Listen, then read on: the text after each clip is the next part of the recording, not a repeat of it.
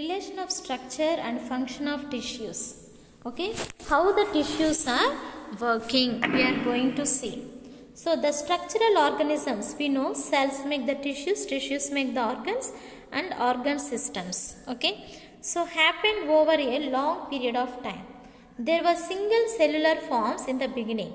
Multicellular communities formed from the single cellular forms nearly 580 million years ago. 580 million years ago, there is no multi-cell bodies, only the single cell like amoeba, paramecium, single cell bacteria. They are the single cell. From that single cells only multi-cell bodies are formed. So this single cell divided and they take the new form.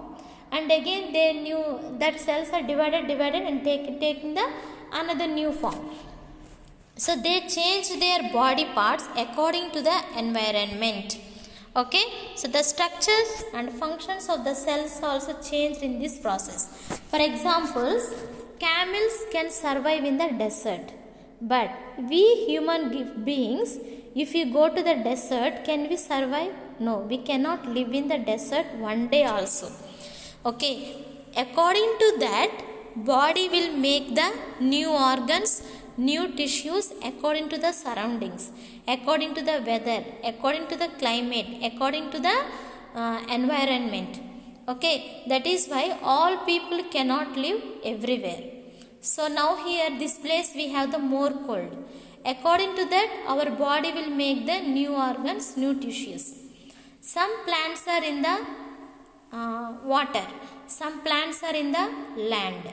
According to the water, plants make their body parts according to that, and body parts of the plants on the land is different.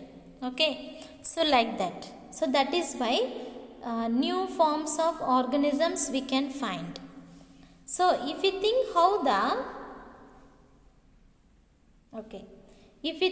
the change of environment from water to land posed challenges to the body structure of plants, we would have some idea of how their structure relates to function. Plants that left aquatic means water, habitats means living place. Okay, so water living places, aquatic habitats, found an abundance of sunlight and carbon dioxide for photosynthesis and oxygen for respiration. Okay, so the aquatic plants get the abundance, more sunlight and carbon dioxide for photosynthesis and oxygen for respiration. As they dispersed faster away from their aquatic dwelling, however, they faced a new challenge. So when the aquatic plants, when they are removed from the water and when they planted in the land, they faced a new challenge. That means their body parts are different. But how to keep from drying out in air? So how to stay in the dry land? So how to survive?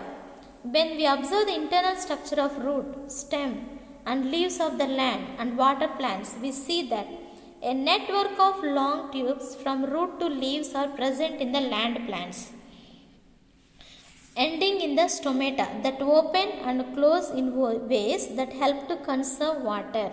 So network means, for example, xylem started in the root and it ending in the leaves. Like that also phloem also. So some, it is because they are taking the water and food from down to top and top to down. So branching of roots help to draw more and more water and dissolved minerals to send it to large distance.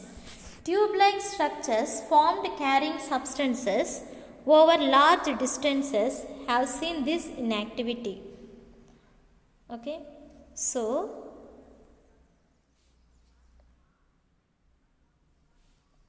similarly, we may understand the impact of the change of environment from water to land in animal cells and their function.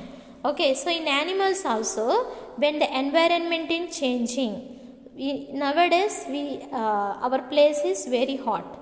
Okay, it should be cool, and climates are changing, environment is changing, surroundings are changing, climate, weather, everything is changing. According to that, okay, so our body parts also changes, inside tissues, organs, they also made up. Gases can only move into and out of the animal body by diffusing across a most surface. This occurs across their body surface in animals living in water. So through body surfaces, the animals living in the water, through body surfaces, the gases exchange is taking place. Okay. So some animals, the surfaces started drying out as animals started inhabiting land. So when these aquatic animals, they came to live in the land, so according to that, their organs and tissues they are changing, adopting the changes. Okay, adopting. Thus, these animals were found to have specialized groups of cells organized into tissues. So, aquatic animals, when they come out and started to live in the land, first they face difficulties. But according to that, according to the environment, the cells and tissues also changes. So when it is started to change, so they can live in the land. Okay, so gases within their body with very little exposure to environment. You may have understood that we are talking about the lungs. The internal lining of the lungs are multi-layered. Multi-layered means many layers are there, and highly folded, facilitating large amount of gaseous exchange. Okay, so gaseous exchange is taking place. So what we have to learn from this, according to the environment, according to the surroundings, our body tissues, organs will change and get the special tissues and special organs inside of our body to survive and to to accept the new changes, new climate and new weather. When we are not able to adopt the new changes, new weather, new climate, new environment, we can fall into sick. I think we finished the lesson. Okay, you study this what we have learnt in your textbook. Once again, read the whole chapter, write the fill in the blanks, question and answers I will send to write in the note. Underline the important points. Once again, you watch all the videos to get more understanding. Thank you, students.